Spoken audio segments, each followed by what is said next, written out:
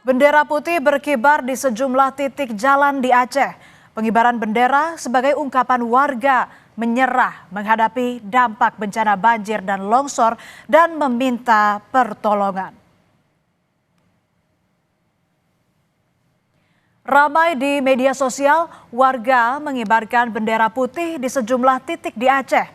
Salah seorang warga bilang, bendera putih jadi lambang permohonan warga kepada pemerintah untuk menyegerakan bantuan pasca bencana. Kondisi pasca bencana membuat aktivitas ekonomi warga lumpuh. Sementara bantuan dari segi logistik dan perbaikan infrastruktur belum juga maksimal. Sebenarnya tanda menyerah kami sebenarnya.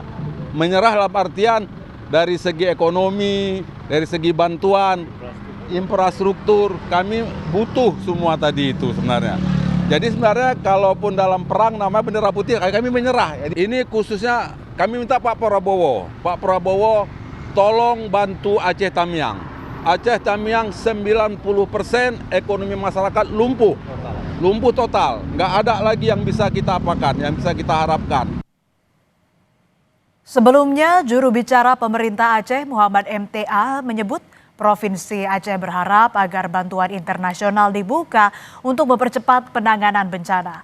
Muhammad MTA juga menilai kondisi bencana di Aceh sudah sangat layak ditetapkan sebagai bencana nasional.